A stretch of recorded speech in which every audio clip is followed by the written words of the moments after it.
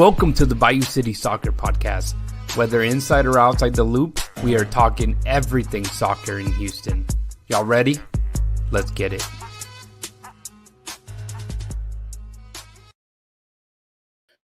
Houston, welcome to another episode of the Bayou City Soccer Podcast. My name is Rudy Segura, but you already knew that if you've been following along.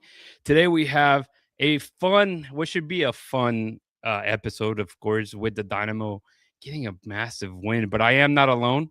This is going to be a full house episode, so I'm excited for it. Hope you guys are here for the run. But let me go ahead and start introducing some of the people joining us today. First of all, we do have our weekly co-host.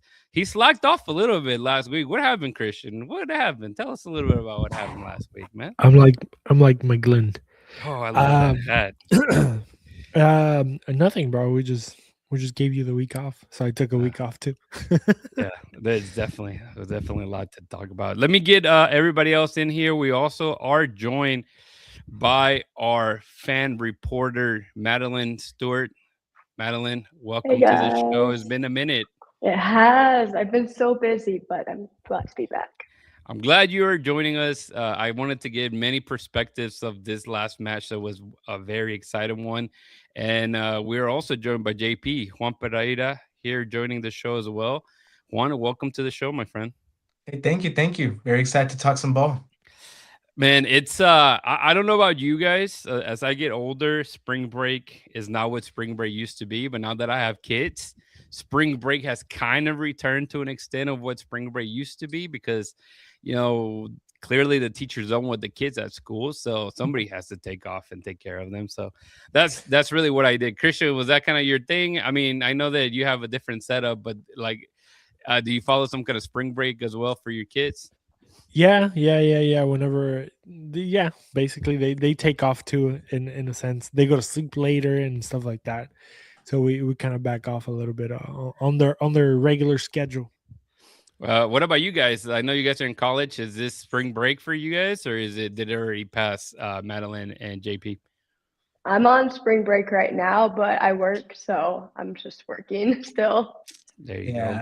I just started spring break. I started on Saturday. I came back home on Friday, so just gonna relax, kind of reassess everything, and then get ready to go back up to San Mo. But right now I'm here in Houston. Dude, I was in your neck of the woods this week. I just stopped by the San Marcos outlet, so that's as far as I got to San Marcos. You know, it's funny enough. I've never been to San Marcos actually. Like, I've always say like I need to go to the university, and I think I will eventually. And I've been thinking about getting my master's through them. But I mean, it's a lot of work. But if I do it, I may go and like actually go to the campus and stuff like that. But what's a master's? What's a master's? Hey, come be a Bobcat. You'll love it. Whenever I graduated with my bachelor's, I told myself never again. But then I am pondering the fact that I may look at my master's. I don't. It's a lot of work. It's a lot of work, but yeah, it can be done. Yeah, I was in Austin. I was in San Marcos. I'm back. I know Christian. We're what's it called? There was really nothing to talk about per se. Last week we were gonna do an open mic for Chris to just do whatever he wanted, but I guess you forgot about it and it just passed through, man. It's a combination of multiple things. Me by myself with a mic is very dangerous. So and then there was no game, so you like me with a mic already dangerous, and then you don't give me anything to talk about. we would have been canceled. It would have been. So I think I made the right decision. I was actually going to, but then we had some trouble kind of getting connected. I know you were out and about. You were texting me, and I don't know what the heck I was doing. But by the time I saw it, it was way too late. So yeah. I apologize for that. I know I'm sure people wanted to listen. I mean, everybody, look. I mean, Jeff always wants to know what Chris is talking about, right? He wants to know what Jeff with the Chris Paul is happening about. But going into this game, we'll talk about it a little bit. I told myself, and I told Chris, I'm going to put a clip of Ben Olsen, and I just thought about it right now. I completely forgot to do it, but we have way more information to add on here.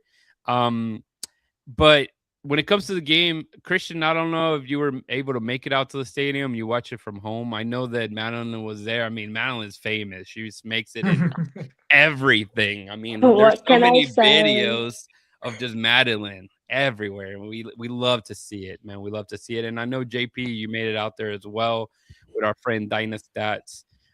So there's some perspective. Christian, did you if you watched it from home? Yes, I stayed home. I forgot why, but I had a reason to stay home. I had a good reason. I just can't remember right now.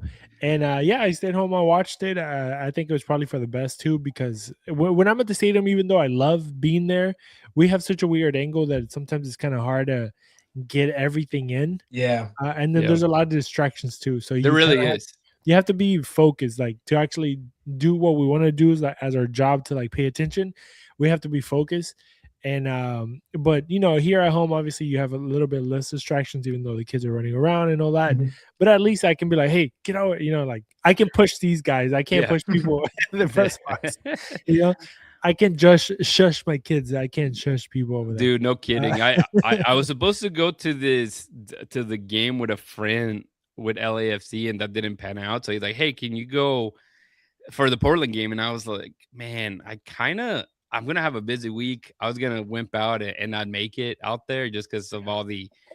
I mean, dude, I had a wedding to go. I had too much stuff like happening every single day, and but it was fine. We made it out, and I'll tell you more about how I missed the winner, the late winner, and that was a bummer. But you know what?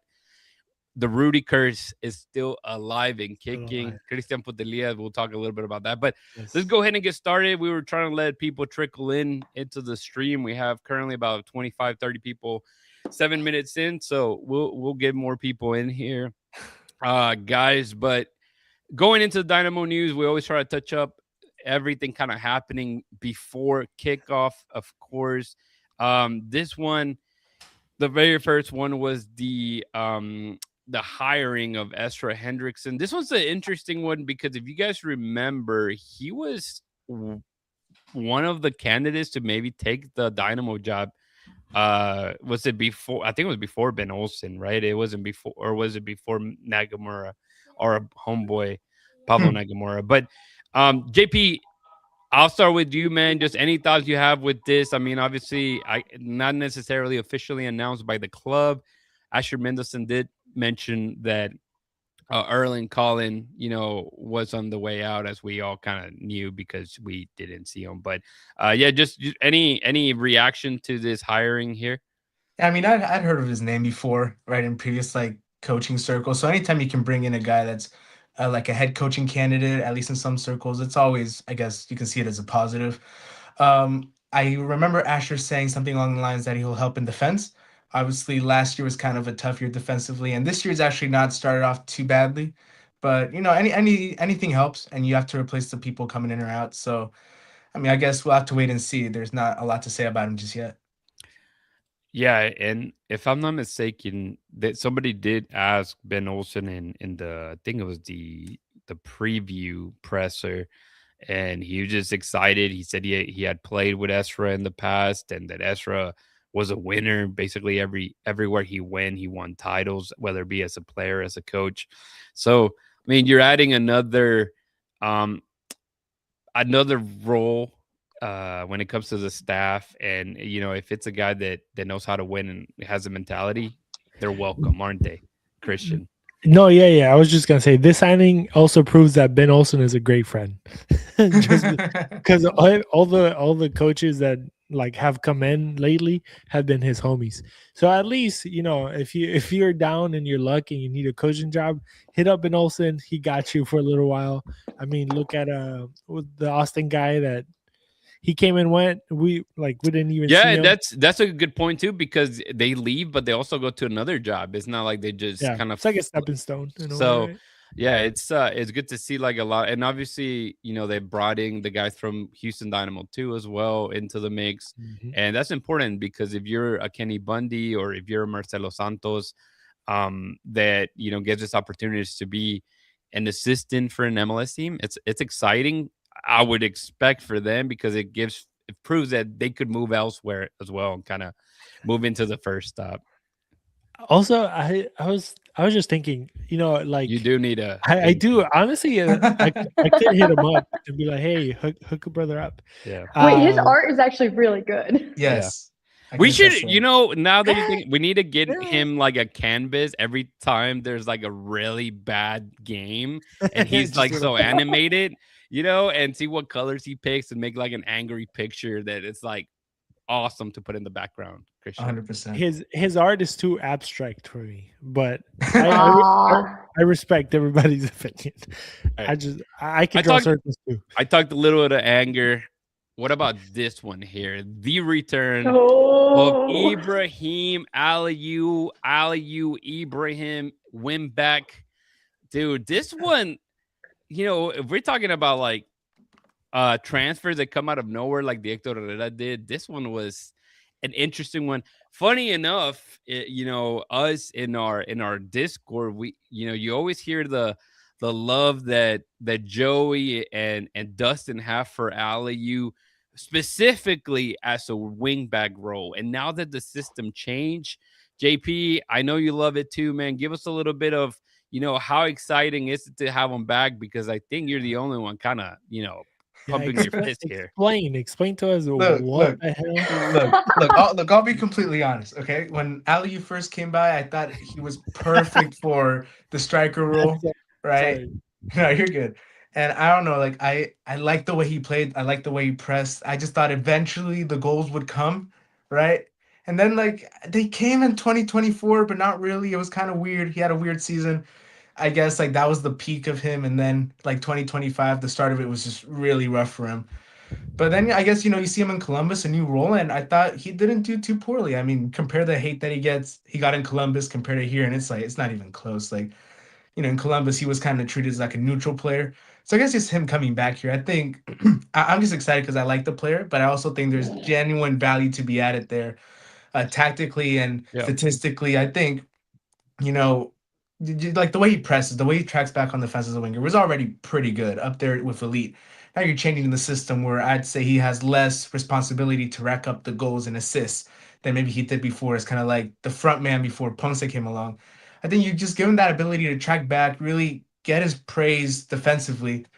I think he can surprise a lot of people. I'm not expecting him to like score the goals or the assists anymore. I'm expecting him to be, a more defensive wing back out of the two, depending on where you put Anali, where you put Guilherme, those type of players. Yeah, it's funny because Kyle mentions as well, obviously wingback being a better thing. I lost all confidence in Anali when he missed a sitter like 6 inches away from goal and it didn't go well. Madelyn, I'm gonna move it to you. I know you have something to say, and I'm gonna say, were you the crowd that booed poor Ibrahim Aliyu as he stepped into the field? Because it was very audible when I watched it again It was. at home. Yeah, I was like, how is he going to be receptive? Because I had talked with fans at the tailgate and we kind of talked about it and people were like, oh, I can't believe like he's coming back. And I was like, and I also thought that. I actually think I posted a few memes to like our tweet about it because I was like the biggest Aliyu hater. I'm not going to lie. But reading the group chat, I'm going to give him a chance because I think coming in at this different position when he was playing before, we were thinking, oh, he needs to be scoring these goals. Like we were looking for a product, but now we aren't looking for that. So I'm giving him a chance and he really stepped up. He impressed me. Like I went in with like negative feelings, right? I was like, he still needs to like earn my trust because he did break that down last stint here.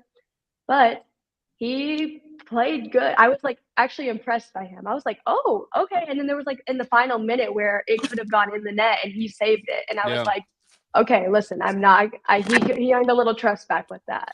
Yeah, but the crowd was crazy. I know Chris me and Chris, I don't think we're the biggest like critic of Ibrahim Aliyu. I'm sure there's worse people out there, but since we do have a microphone in front of us, we always, love to kind of not poke fun of, but definitely make a point of why Ibrahim Aliyu should need to not be in the squad. And I think there was plenty of excitement when he was announced that he was being traded. But just from that, I mean, the trade back, I mean, dude, you basically sold them for $100 and got them back for maybe $40. So I mean, that right there alone, well, technically, what was it? Food Mob called it $287. Yeah. 28 Yeah, we got a meme out of that one. Yeah. It was a pair of pair of Jordans. And Jordans. I love the fact that at Food Mob, like the actual Twitter account and some of the big accounts of soccer, how you went viral. I mean, how exciting is that for him, Christian? Just the idea of like somehow you're the topic of conversation around the world, man. I could just picture Aliyu like, he's very like emotionless. He's just like, and then I could just see Aliyu just smiling. And that's it. And like, no, but as much as I hate, I don't want to say I hated on him, because I don't feel like I hated on him. I just feel like I was just honest with my opinion of him not being as good as we thought he was, right? For real, right? With the name on it and everything. No kidding. But I think like Juan brought. Well, actually, it sucks for the people that had 18. Now you have to change to 24, man. You can't even bring that jersey back. That's a relic now at this point. Didn't McGlynn change his number too? McGlynn too, yeah. For 21 to 8. Everybody changing their number.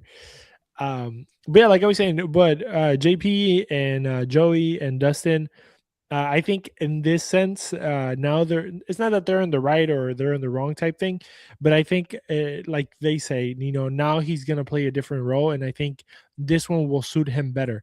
My main concern or criticism was that I didn't think he was playing the right position, maybe. I mean, you guys have been saying that whole point, right? But I think this one might be a way to get a young guy to maybe have him, play to his full potential in a position that maybe fits him better to what he does. I don't think in his first way, through Houston, he did what he needed to do to deserve a spot, in my opinion. But maybe now in this role, he might be able to fight for one.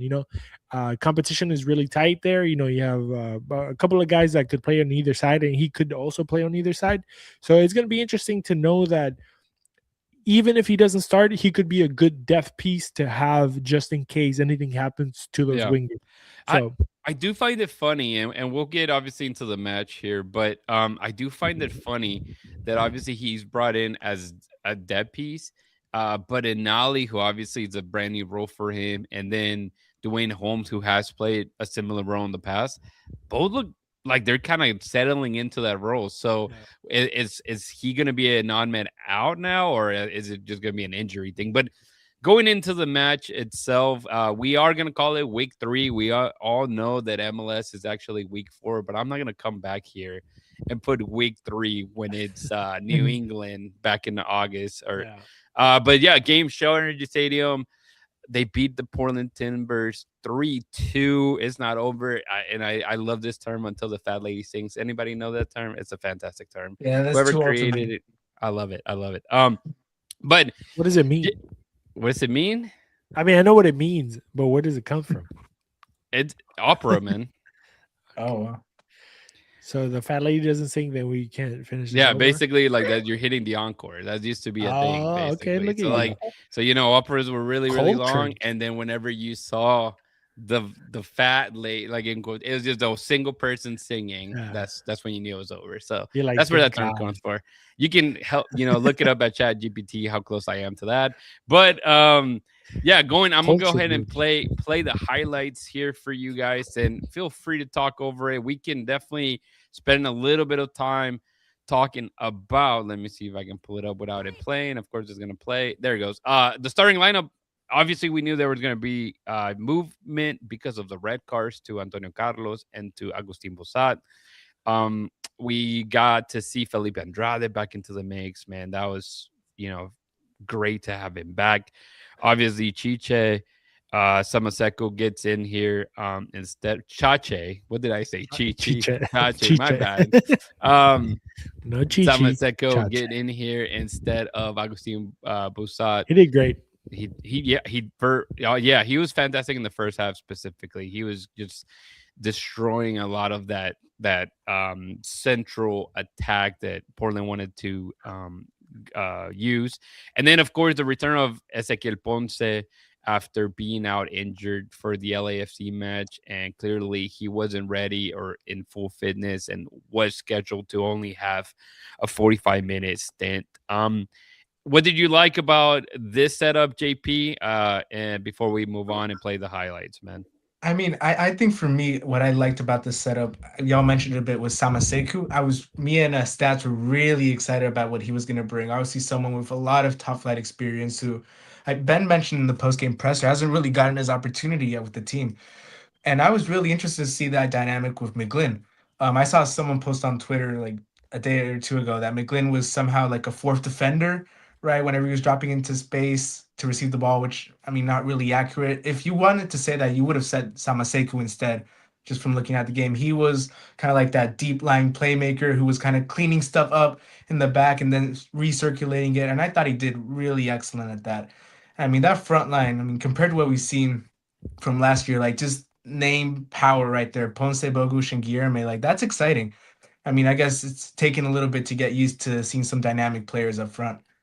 Yeah, absolutely. I'll go ahead and play here the highlights, and feel free anything that you guys see. I know this is only a 5-minute version. This is not a Taylor Swift 10-minute version by any means. So get in here. Anything that you guys see, Christian, Madelyn, feel free, man. And I won't play the sound too loud. I don't want us to get booted from YouTube like we did last time. Anybody remember Ariel Lassiter right there? Houston Dynamo guy back in the day. He was the GOAT first game. He scored a brace. Yeah, I remember that. We were like, dang, we got a new star in our team. And then he just went. And then he never did anything again. That was his peak. Yeah. It's crazy they showed this. Look how, like, the first highlight is the ball getting kicked, and then right away goes to what would be yet again another back call. I don't know. I mean, the guys, Dustin and Joey, they love the rules, and they're like, that's a PK. Dude, I've seen this happen a million other times.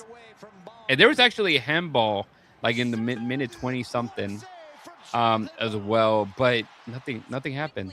This one. Actually, this was a save. Yeah, that's a very good save. The movement. This is the foul. There.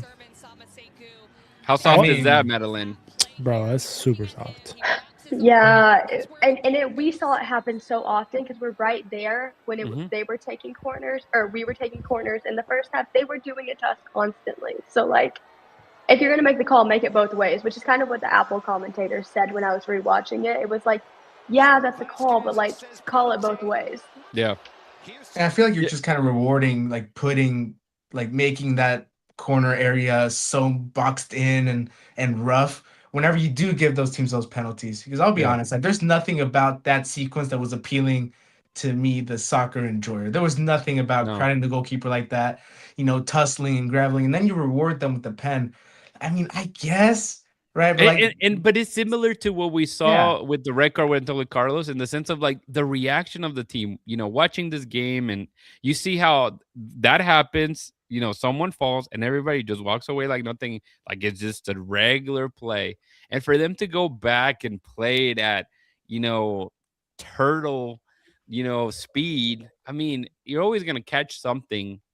It's whenever you're playing it slow-mo. And the biggest thing too is, again, there was a handball that could have been a penalty for the Dynamo on the 20, and you were closer to that because it was on your side of the field. Yeah, but we saw it awful. Yeah, it was one of those that, yes, the guy's turning, but like those are usually called no matter what because they're still hitting his hand, and it's like you don't even look at it. And at this point, we're going to get a spiel from Ben Olsen. It seems like every single game about a specific back call that just turns the game altogether to an extent. And I mean, you feel that was going to be the end of it. And obviously I took this off right now, but I mean, Ben Olsen was not happy.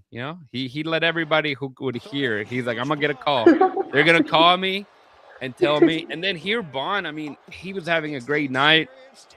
I was on the stance. If I didn't make myself clear on that, I was hoping Bondi would pull up the save. He does. Unfortunately for him, the ricochet lands perfectly. And I mean, that's not the cleanest shot, but sometimes you get lucky if that lucky bounce. But Do we have time to talk about VAR or no? Yeah, go for it, man. Oh, thank you, Chris. I appreciate that. Do we? I mean, how many times do we have to like go through? VAR is just a detriment to the I'm with sport, Jeff. bro. We need AI at this point, man. At this point, ChatGPT probably would do a better job than some do. Because I mean, just that play alone, like you look at the players of Portland, and none of them batted an eye. Everybody just kind of went around their way, and everybody was playing. And then VAR homie over here, I don't know who it was. I don't know if we can find that information. I'm gonna send him an email and be like, bro, we understand you're not on the field, but you don't have to give 5 minutes of presence in this game. You're not needed. Let the referee do his thing. VAR is terrible. VAR should be taken away. VAR should not exist. The VAR is for the NFL, and that's it. I don't know about that. I don't know. Maybe. I mean, it's not for soccer.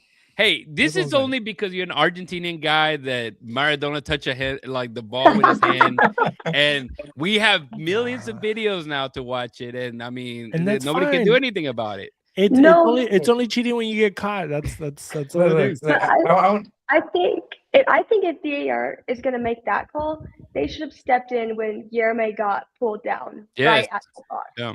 If you're going to step in. And like I say, just consistency across the line.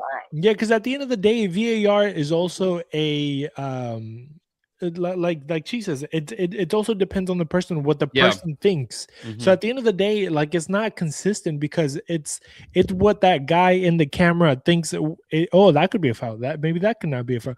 Like if you're going to use VAR, use it for the goals, and that's it. Like something clear, you know what I mean? Like if you're going to start, scrutinizing every single play, then right. If you break it down to be like, tiny little frame by frame by frame, I mean, you're going to pick point something, but if it's, you're doing the flow of the game, I think is definitely different, and the reaction of the players, because at this point, not even the players know exactly what's being called and not being called. And I think that's a really big mistake, Juan. I know you were trying to say something. Yeah, I think for me, and my dad mentioned this to me yesterday, he told me we should, I guess soccer as a whole should do it to where it's like how they do it in more recently in like the youth levels, or like in the U20 levels, where it's a challenge system. Right, you get you get like a challenge or two challenges, and you can challenge any play you want that you don't like. The moment you mess up a challenge and they don't agree, hey, you're done with it, we go by the old school, right? But if you win, you keep your challenge, and maybe you max out the amount of challenges you're gonna have to like 3 per game.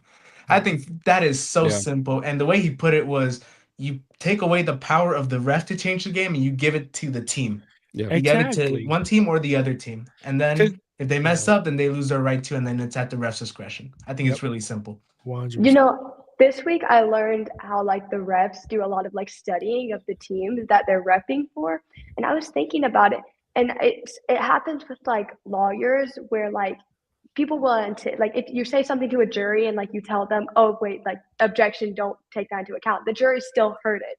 So then I'm thinking like, are they watching these plays and maybe like, in one game that wasn't like this one player did make this foul, because he talked about it was actually the ref who did our game. He was on their like pro ref podcast this week, and he talked about it. And so then I'm like, is it in their minds that they know these players maybe commit fouls already? So then they're just anticipating the foul, even if it's not one, or they're anticipating the yellow card, even if it's not one. Yeah. I thought that was interesting, and now like that's always going to be in my head. It's like Christian. I was gonna say I need to change it because I'm looking at the time and I want to make it a super long thing. But I will say though, and we'll leave it at this: the guy that did a really bad call posted a picture on Instagram, kind of saying, basically like I messed up, but we live. We're not saying any names out there. But name him. No, I'm just kidding. John Freeman. Anyways. But last thing that I'm going to say, I rather the referee make a mistake, like him making a mistake, like a human mistake, than having a guy in a computer and somewhere in New York City stopping the game. Be like, hey, you should get out of here, bro. No, but it goes to the same point. I mean, like, say, for instance, if Freeman made that call and it's a bad call, you should go back and watch it on VAR and be like, hey, you know what? I made, it's a mistake. and that wasn't the case. You can always go back on, but granted, you're trying not to lose your credibility. But see, going back to that, if that call, I'm okay with that call. If he gave him a red, I'm okay with Freeman giving the red card and then acknowledging that maybe he was wrong later when he went back home and he watched it on TV. Yeah. But the fact that he not only watched it, like he watched it there on slow motion and saw that nobody, like, I mean, that call was never going to get turned, because if he turns the call, then he says that I'm wrong, and he's never going to. No, he didn't. Actually, he didn't watch it that time. He didn't. Well, there you go. That's the pet peeve that. I'm okay with that. I'm okay with that. I'm not okay with them going to a screen to watch it. It just kills the game. But that's just me. But all right, we'll move on to what the better news in this match. Early on, did I just take it off? But just know that if this game ended with a loss, that would have been the topic that we would have just. Oh, absolutely! I knew that Ben Olsen was going to be angry, and I was like, "Poor JP." Rest his soul. Early on, Mateusz Bogusz puts a perfectly placed ball, and Guilherme. God, Madelyn, too many goals for the Golden Boot here, but the Brazilian once again gets the ball back in the back of the net. And something technical that doesn't get brought up a lot, the way that he headed that down and not into the goal, it makes a complete difference, because when the ball hits the floor before it hits to the gets to the goalie, it changes the whole trajectory of the ball in a way. Maybe sometimes it doesn't. It'll still continue that straight line. But something that they teach you as a kid is like try to hit the ball down. And it wasn't the easiest of, there's a lot of people in front of him. So it could have been easy for him to close his eyes and miss that ball. Yeah. From the highlights we were seeing, obviously a long strike from McGlynn that hits that one was so sweet, man. Bro, that one got me off my chest. Kache's just and then this one, I mean, seeing, Andrade back. And knowing that he loves to score goals, he did that all last year. Getting this goal here was fantastic. However, it didn't last very long. Oh, this was awful, and supporters, we just lost our minds that it had been. It was not even 3 minutes basically since that goal. There's another very good strike from 25 yards out. Yeah. One thing I'll point out, let me see. Let's keep going. Try to finish this highlights, and I'll go more into detail. And that's the thing about McGlynn. I think I mentioned it also on our chat. McGlynn could be. This was interesting. Okay, so this is where I told you guys I missed the late winner. I took my friend, my coworker, to this match, and I had to drive him home. And I was like, "Hey, you know what? This is the time to leave." I mean, 92nd minute, a guy just gets red carded. I just felt that was the game. I just felt a little pessimistic, knowing kind of what we've seen in the past. I am not a man of little fate, but I guess I was this game around. But talking about I mean, obviously this was a really nasty knock. Whenever you watch it, and he gets up right there, all the blood just drips. And I just ooh, that looks a little nasty. So it takes a lot of time. Aliu comes into the field. Of course, another red card. How come they play this more than the other highlights? Come on, guys. We don't need 3 different camera angles. I stand by what I said in the group chat, that he put his head there. Oh, goodness gracious. That was a great save right there. That's the play of the game right there. Agustin Resch. By the way, we will have a orange talk with Agustin Resch tomorrow. So stay tuned, and obviously Bayou Banter. You guys already know that you guys can put your questions, if you have any, for Agustin on there as well in our Discord community here. But that was a fantastic save. I mean, you really felt that there is 2 or 3 attempts after that red card that, I mean, Portland was hungry. They were going to try to take full advantage of that, and that save was really good by Agustin. And there was one before that by Andrew Linger, and one, as Madelyn mentioned, about Ibrahim Aliu too, that put his foot and was able to clear that ball. I think that one went for a Oh, corner. also, let's not forget that Agustin Resch came in because Lucas Yes, Alter Oh, Yeah. yes. came out with an and injury, Lucas so- Coulter is not looking good. I mean, look at that. That was a good Hey. save. That was a good save. Get anticipation. And My here it is. goodness. This is okay. We have to kind of. I'll start it here because we're almost to that late winter, but it was good to see Hector Herrera come in right in the second half, and you can see the role. It's not his team anymore. It's Jack McGlynn's team, and he's the one that carries the ball.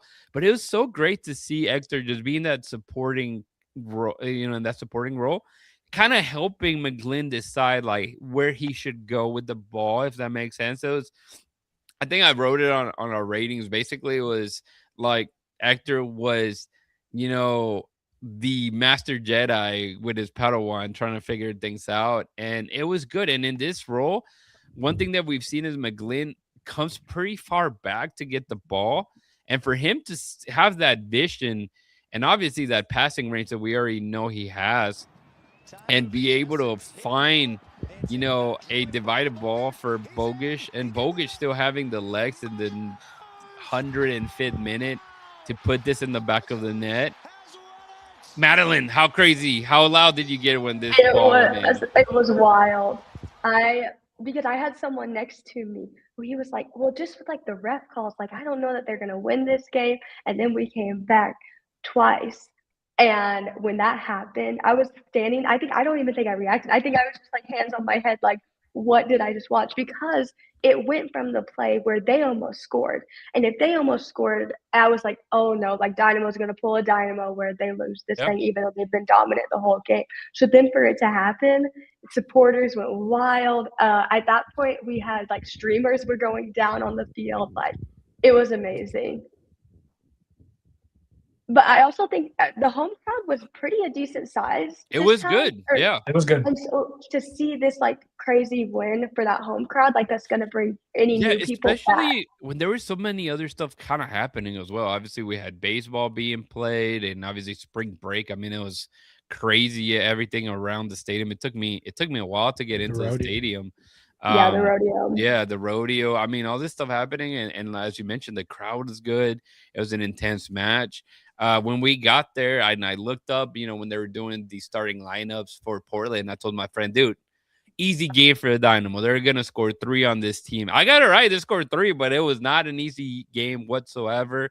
It took, I think Jay mentioned that I took theater class in high school. I did not. I did choir. But, yeah, it got pretty dramatic towards the end, But no, it's just crazy. And obviously the emotion that like everybody felt. You saw obviously the players felt it, the fans felt it. That dance who was it that started that dance? Was it Teenage? It was Eric. Right? Or is there? Well, but in this game, but I'm saying like Teenage was the one that started. Oh, yeah. It was Teenage who started it. And I love that Eric is carrying it too. Because like most of the players that Teenage did it with, like Kowalczyk, Bossy, all of them are gone, but like Eric is keeping that alive. Yeah. And like Eric's passion coming at the fans was amazing. And I know everyone's like thought he should have been captain last season and not my boy Artur. I will challenge everyone on that every single day, but I think he is filling that role really good, like as a leader on the field, and then also like the passion and energy he's giving back to the fans has been great. Yeah, absolutely. And yeah, you guys mentioned obviously I think they did call that game Rodeo Night Day, and so it was good to see Bogusz put on that cowboy hat at the end, and the Dynamo share that clip that Lucas said if you or me scored, you have to wear that hat, and it happened. Touching a little bit on Lucas, obviously he goes down. I think it was like the 68 minute. I think he gets up down in the 69. It looked like I think Ben mentioned that it looked like it was like either a pull groin or some kind of upper leg injury. Groin pull is what he said in the press conference. That was his exact language. So and obviously Lucas was in tear walking out. You definitely see the discomfort in his face, and those are not easy injuries to come back from. You hope that he gets healthy quick, but it's also another one that you don't really want to rush by any means, of course. I know we're gonna basically fly out of here. I think we've touched a lot on it in 40 minutes in, but I mean, it was a pretty close match altogether. I mean, expected goals was crazy for Timbers for how many opportunities they had, but you know what? You got to finish those chances, my friends. You got to finish those chances. We'll take some time here. We won't do every single one of us, but Christian, who would be your standout player? I will add that obviously Guillermo and Bogusz were both put on the team of the week for match day 4, week 3 for the Dynamo. But yeah, who were you excited, to see here as your standout, Chris? And then we'll let somebody else do the letdown. I'm gonna go with my first pick that I had when I was watching the game in the beginning. It was Chache, Samaseko, right? That's how we say it. Yeah, Samaseko You had said the whole name way better than me, man. Calling Chache over your Samaseko. cheese. But he had a great. I think he had a great game. That foul basically was a little stain on his night, but I think he did great. He defended well. JP even said it. Him and our boy Dennis Stats were very excited to see him, and I kind of was too, just to see. And I think the whole conversation that Ben Olsen also had later, he maybe didn't have the chance to kind of prove himself, and this was a great opportunity for him to come out and actually prove himself in a team where there's so many names, there's so many players for like one position. This is probably one of the teams that maybe not 100%, but a lot of positions have really good depth, especially in that midfield. And I think he took this opportunity and he ran with it, and he had a beautiful night. He's one of those guys that is silently playing, but he makes a huge difference while he's playing. So, yeah, I mean, that's my guy. I'm gonna go with him, even though he didn't score or assist. But I think he was just everywhere where he was needed at the right time, at the right spot. Yeah, I mean, I can kick it back to our listeners as well and check out the ratings that I did to if you agree with some of those scores or not. But I mean, it's pretty easy. I mean, I feel like overall the team had the players had a really good night, and it's very obvious to score pick any of the goal scorers, but Bogusz is obviously going to be the one that many people are going to pick just because of that late winner. Madelyn, don't pick Aliu. He was barely on the field, but who would be your letdown player of the match? Okay, I think everyone played. I have to say Nick because, he got himself sent off. But I've seen a lot of fans who would say Ponce. And I would agree with them 90% of the time. Everyone knows I am not Ponce's biggest fan, but I actually did not hate him this game. I felt like, okay, no, he didn't score, but it almost felt like he was playing a false nine where he was bringing their defenders, like were surrounding him, but it was letting the wingers come up. So I didn't mind him this game, actually. So yeah, I'm going to say Nick.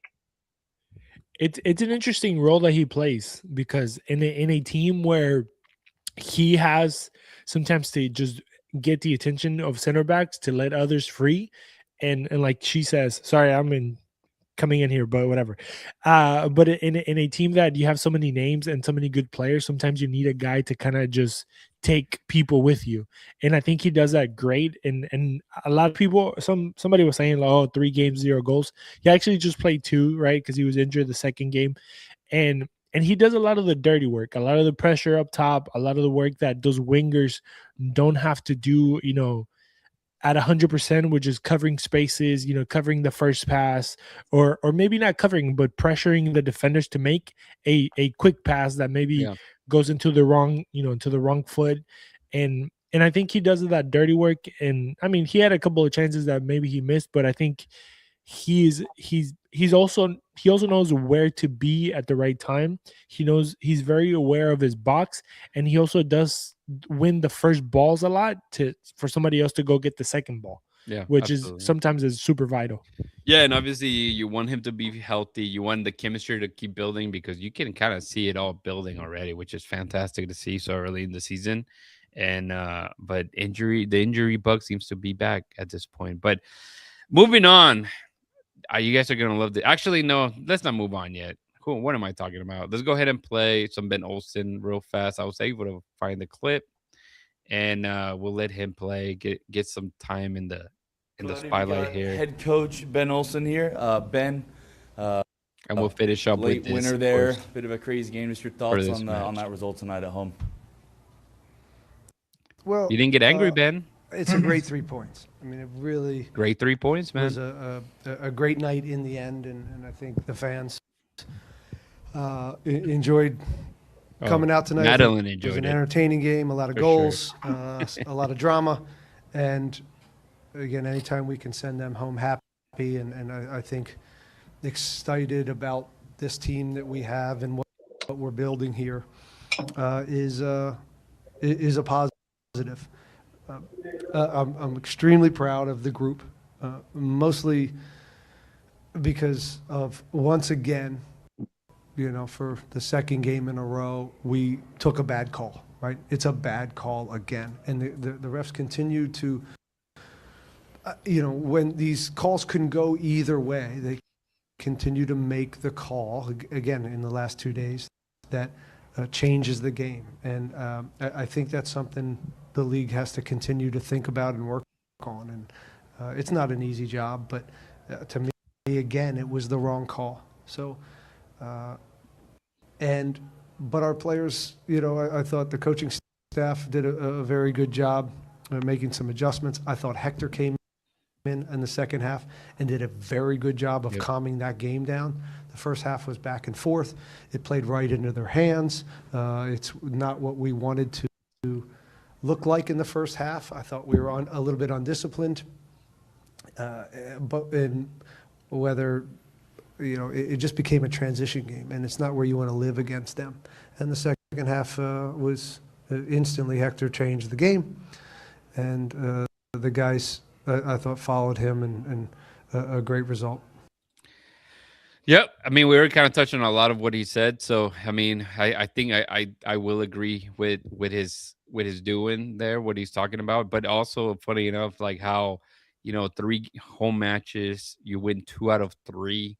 And obviously a big asterisk on the one that they end up losing, playing with, 10 and then 9 men. But we move along to another fun game, a very exciting game happening. If you guys love Houston Dynamo soccer, then you are always going to be hyped for a rivalry match. And we get our very first Texas Derby of the year against FC Dallas pretty early here, March 21st.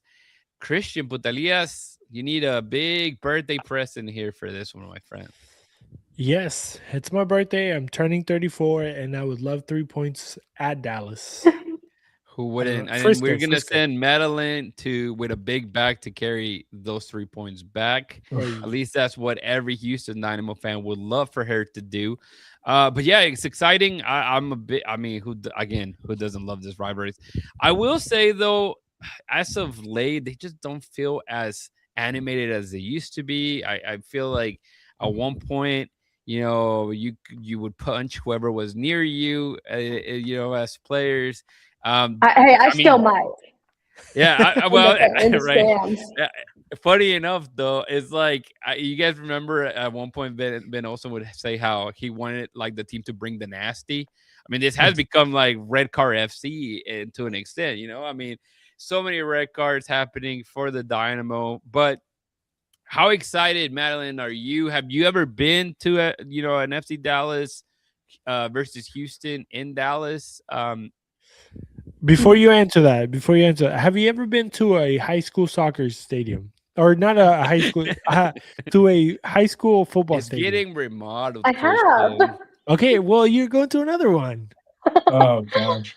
No, okay, so my first ever game was Dallas at home, and it was a birthday present, and it ended in a 0-0 draw, and I was very disappointed. But this is my first, going to Dallas game, and why I have not been keeping up with my fan reporting is because I've been bringing a lot of friends along. I'm still, I'm bringing fans, so I'm still helping everyone out. Love it. So I have a big group. That's who I was texting, honestly, is they're trying to get their plans ready for this weekend. So I'm bringing a big group with me. I'm so excited. I mean, Austin was amazing, so I can't imagine Dallas is gonna be even better. Yeah, I like the excitement is built, and this is like my big spring break trip because I'm staying here for work most of the week. Yeah. So this is my spring break trip. I need the chat to invest with me for. We need to make her a flag, like a Maddie on tour, like like the British guys do. But we need one for her. Yeah. I need to. I'll work on that. We gotta do the road trip. No, I'm excited. I mean, FC Dallas. You look at the table, and Houston's above Dallas and Austin for that fact. But I mean, Dallas has looked decent. I mean, they stayed in matches, and obviously we all know how dangerous like Peter Musa is. I mean, I can basically carry the whole team in his shoulders. No more Pomical for me to hate on. I don't know. Who's the short guy that they had? Lucas Barrios or Acosta? Barrios? With the Acosta, that's Barrios. That was Barrios. I hate that guy. That's a few years back. Yeah, that's all. For my time. Yeah, before Madelyn got it. But then yes, what's his name? Acosta was the latest little guy that could do a lot. Their game this weekend, they came back from 2-0 down. Yes. And won, and it was a draw 3-3 against San Diego. So dang, San Diego's a good team. I expect a very good match. I mean, an exciting match. Both teams like to score goals, as we've seen. Both teams, well, I mean, talking for the Dynamo, since we get to see them, they don't really have too many center backs, and it makes it a little bit shaky at times. But JP, anything you want to bring in regarding FC Dallas and what to expect before with Christian? You do get an orange divination, so start thinking of something here. I mean, at the National League level, I was never really fond of Shaq Moore, but at the MLS level, I am absolutely terrified. He can still very much provide something. I guess the back three, since it's still kind of new and we're kind of rolling out with some wingers at that wing back spot, I'm a little scared about to see, how the overlap's going to handle against us. So, and Peter Musa obviously is a very talented player. I think he can carry Dallas to a win any day of the week. So I guess those two are the guys that I'm kind of pinning in the hat for future reference, see how they do. Yeah, that's good. I realized that because New England Revolution pulled a fast on us, I didn't add any of the regular slides that I tend to add for as we preview games, which includes obviously the games that the team that they're going against have played. But Dallas opened up the season winning 3-2 against Toronto. Then they drew 0-0 against Nashville. They lost against LAFC 1-0.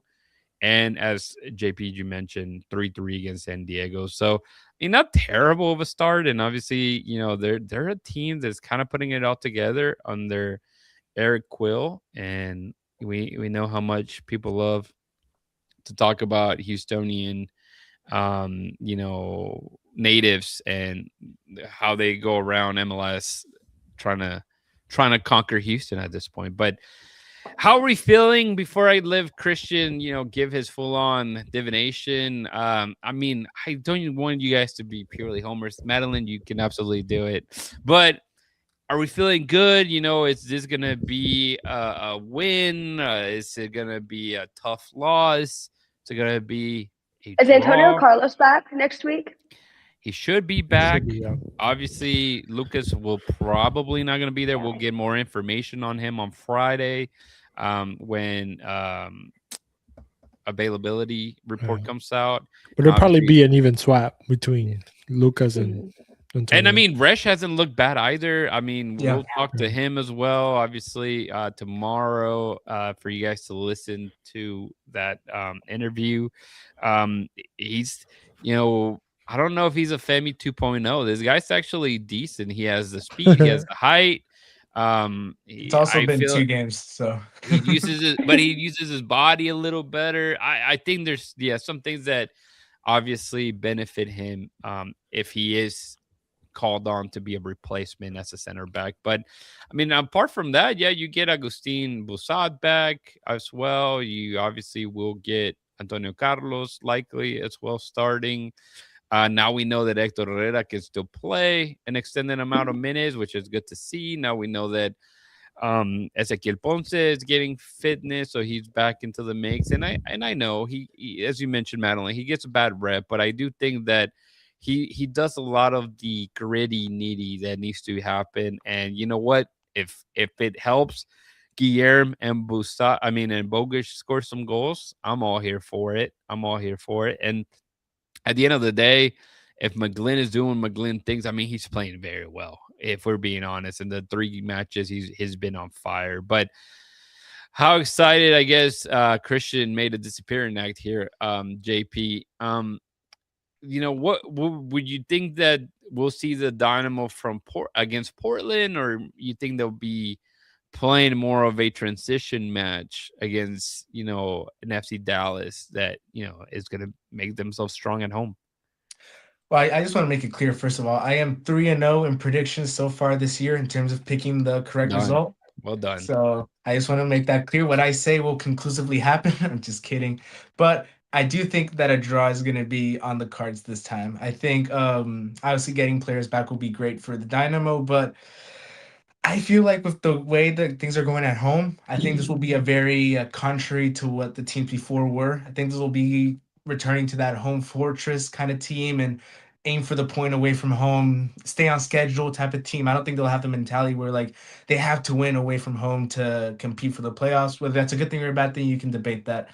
I think a draw would be a fair result. I think Dallas, they've been a little bit hard done by the results too. I think they're better than, the point total might say right now. I think they'll definitely compete in that middle to upper echelon for the conference, which is looking very tight right now, I will say.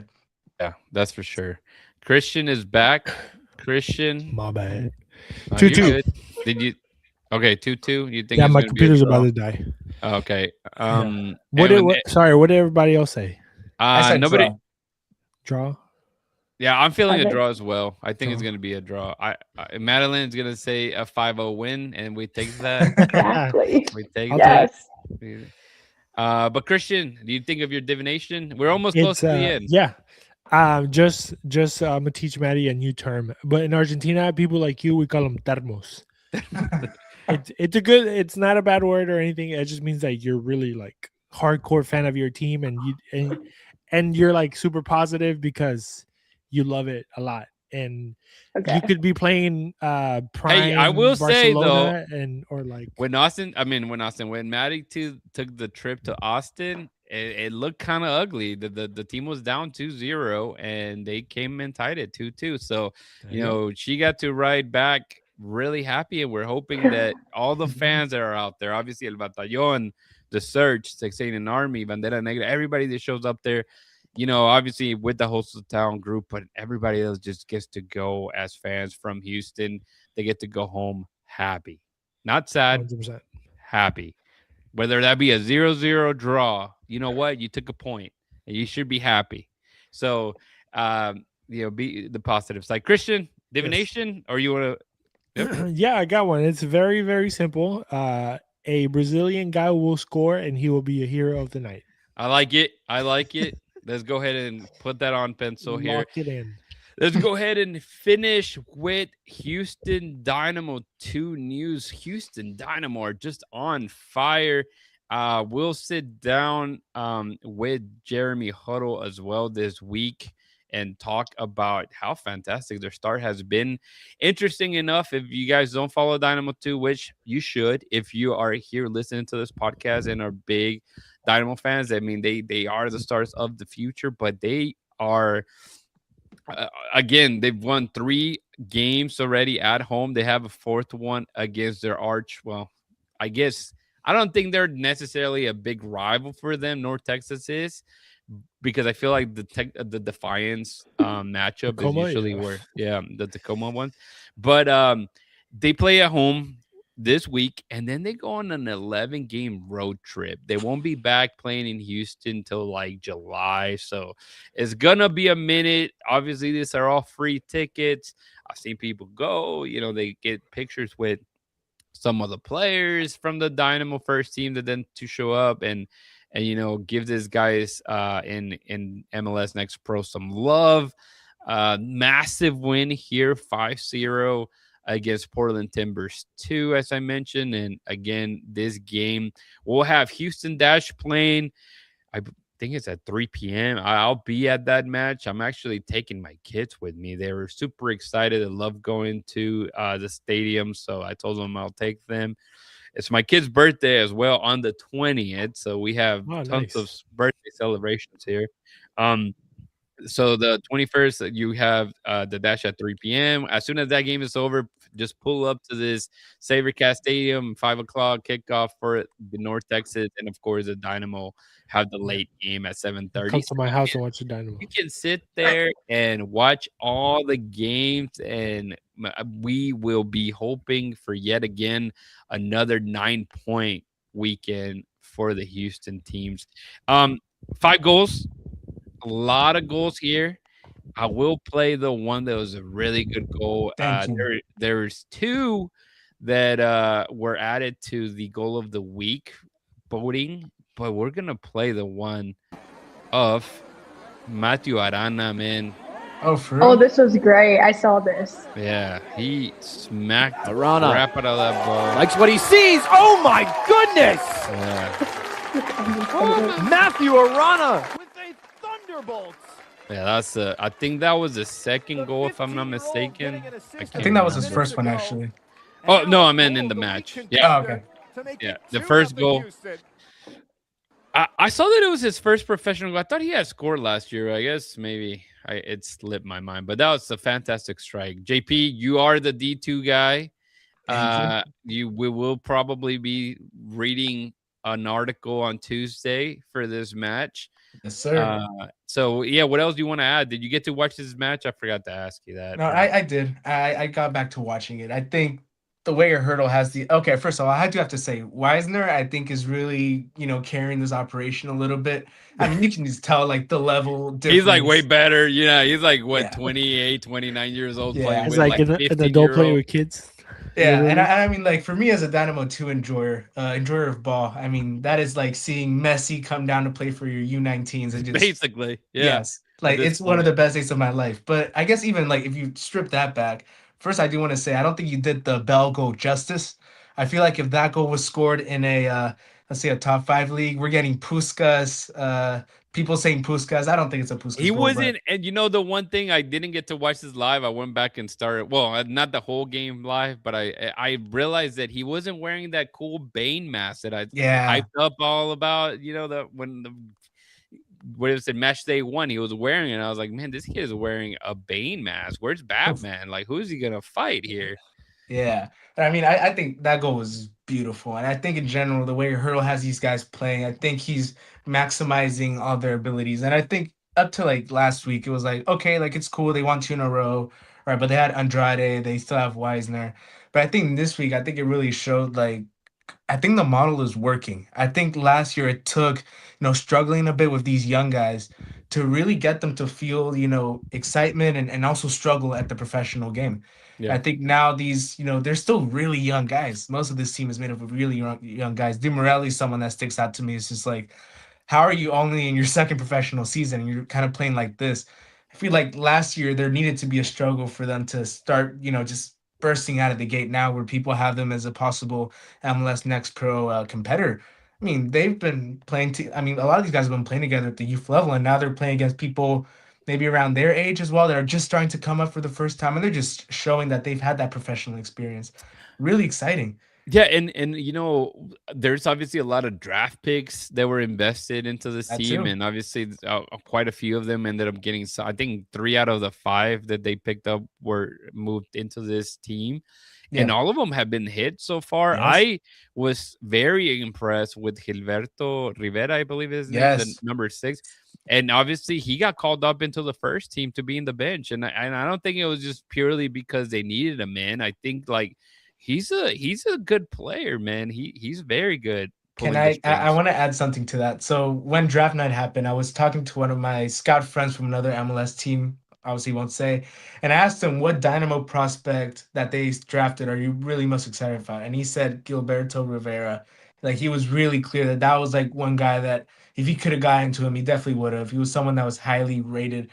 And I think we're starting to see why. I think his his caliber is really high, and I think that peak is even higher. So really excited to see how he develops. He's one of the fun guys to see. Obviously, last year Diego Gonzalez had a big role with his injury. Is kind of he's currently a bench player. Yeah. But I mean, you see why, right? I mean, some of these guys they have pop into the club. People should get excited for them, definitely. And whether they pan out as first team players or not, whether they're technically from Houston or not, I think it's a big deal to see the academy system kind of bring in these players. Madelyn, quit laughing. Chris, you guys are I watched the goal. The JJ Bell one. God, the fourth one. Yeah, the fourth. Yeah. Yeah, I think that was him or fifth one. I can't remember. I'm telling you, dude. I don't know why we didn't put that one to watch. I was kind of disappointed. This is the goalkeeper. Yeah, and I was gonna say the goalkeeper just stood there and the ball went right through the middle. So come on, it was a banger. Nobody was expecting that. I mean, it was a really good volley. That's for sure. That's for sure. Let's see. We got. Yeah, I mean, we talked about Agustin, also a promising young. Yep, we touched on him. Ale, thank you for joining the Bayou banter in here. Guys, this has been a really, really good episode. I hope that you guys had as much fun as I did. We won't close it completely out yet, but I will let Christian Putalias tell the people how they can connect with us. Yes. Since we kind of, an hour in and kind of forgot to touch on that. So if you haven't yet, make sure if you're watching right now, go ahead and give us a thumbs up. That helps a lot. It helps us get into a bigger audience, so help us out there. But if you haven't yet, go to BayouCitySoccer.net. That is going to be the website that you're going to find everything and anything Houston related for your viewing pleasure there. You're going to see all the articles that we have there. We also have this thing called the Bayou Banter. As you guys heard Rudy mention, we have a special Discord for those guys that want to support a little extra. And there's a special chat where we have a lot of people there already where, we talk during the week. We talk during the games. And we actually give you also some insights of the things that are coming into the podcast, into the show, into all the things that we do. We did start this week with voicemails. So now we have a number that you can actually call and leave your voicemail. We're going to start next week having some of those people that have called and leave their messages about, just 30 seconds to a minute of, how you think, something that you like, something that you don't, whatever you want to say. If it's appropriate, we'll put it on the show and then we'll chat about it. So go check it out, BayouCitySoccer.net. That's where you're going to find everything. And shout out to Ugly Guppy at uglyguppy.com, our first sponsors. Elotes Bravos, you can always find them at the stadium, delicious corn in a cup. And of course, we got soccer at WeGotSoccer.com. And if you go into the store to one of the two locations and you say that we sent you here at Bayou City Soccer, you're going to get a 10% off on your purchase. So take advantage of that and use it wisely. Yeah, well done. One thing that I need to add, obviously, you mentioned about all the social medias, but man, thanks to people like Madelyn, obviously Holly's doing God's work as well. We're so excited to have Holly. Every time I hear Holly, I want to do this. But yeah. She's also been helping us out, creating some content. And I was just looking at social media, dude. Social media has been booming for us. It seems like I'm gonna tell you, just Instagram alone, in the last 30 days, we have 165,000 views. That's just Instagram alone. I mean, the amount of clicks and views that we're getting, it's incredible. And thanks to, again, and I mean, JP, you're in there as well. Don't get sad and demoted as well. But no, we everything that you guys put in, obviously there's so many people behind the scenes that don't get to always put a face in the podcast. But I mean, you guys know Madelyn, JP, you guys are in the chat as well. But absolutely love. Yeah, Emilio's in here now. If Alejandro, I'm singing some Lady Gaga here. If you just joined, do not worry. Christian told you where you can find this. As soon as it's over, go back to YouTube and you can watch the entire show. If you are a podcast listener like I am, you can wait for this episode to drop the next day. Please, I beg you, Go in there, give some reviews. If you like 5, if it's a good 5-star, if it's 1-star, it's not a big deal. It does not hurt our feelings. It hurts my feelings. I But cry it's okay. sometimes in the shower just because, But reading the message. yeah, I can just picture Rudy sitting in a tub, just like. yeah. All right, Thank never mind. you guys for listening. No, of course, we love being here. I don't have anything purely inspirational to talk about. We just kind of went full depressed mode. But Christian, No, I do. No, we had a situation happen around, or like family. We had a little injury, but everything kind of went well. But I just wanted to say, also, I've been talking to a lot of people about friends, but just check on your friends. If you have people that that are kind of close to you, just just check on your friends. Check on your friends. Check on the homies. Make sure you say hi. Sometimes that goes a long way. Just be like, hey, I'm thinking about you. And I think we also get, are better people by doing that. So if anything, don't do it for them, do it for yourself. Be selfish, and feel a little bit better yourself. But I think at the end of the day, when you help yourself, I think you also help another person. So just be nice. Be nice. that's a very good point. And I did see somebody early mention about sending Madelyn to the front lines, but Madelyn's a tough cookie. Like we check on her as well, but she can hold her own. But Madelyn, any last words you want to? I mean, maybe invite people to the game. I mean, as we close out, I'll let JP also, whatever you guys want to touch on as we close out, man. Feel free. Don't forget the trash. Yeah, I just want to say, get excited for Derby weekend. It is going to be amazing. Anyone who's making the trip up there, I will meet you guys. It will be amazing. And then, I'm going to take lots of videos. I will take everyone along with the day because it's going to be a great day. Did I do my job correctly? Do you have stickers still? Have you gone through all of them? I need to hook you up with more. I am running low, but I do still have some. Great. So if check out, what's it called? Look for Madelyn. You'll be sitting with the supporter groups or you'll be elsewhere. Okay, so there you go. She'll be easy to find. Just look for the big blob of orange in the stadium. And you shout out Maddie and she'll probably hook you up with a sticker. JP, man, closing thoughts on this week, next week. What are you excited about? Anything you want to share, man, as we close? Thank you again, guys, for showing up to this episode. I mean, 9 for 9 for Houston Soccer. It doesn't get much better than that. Dyna Tuesday coming out tomorrow. That'll be fun. Love doing those. And thank you for watching. This is a great little show to be a part of. Absolutely, man. Thanks for watching. Thanks for listening, guys. So we already mentioned everywhere you can find us, social medias and why not. And of course, there will be a couple orange socks coming out soon. So if you are part of the Bayou Banter and our Discord community, drop in your questions that you may have for the people that we'll be speaking to. But with that, I hope you guys enjoy this Monday. You guys spring breakers out here relaxing. Be safe. Except for Maddie, she's working. She got night shift. We're here and about, and we hope to see you next time with hopefully a good mood. But hey, if we get a really cool pissed off Ben Austin clip, I'm okay with that as well. So we live for those moments. Do we live for those moments? Yeah. Orange and Blueprints on Wednesday. Don't forget that with the boys. And hopefully, we get a Happy Ben. I like Happy Ben. Maybe Happy Ben can give me a painting. If you're listening, there you go. There you go. Get yourself a nice painting. But guys, thank you once again. Have a good night. We'll see you next time. Adios.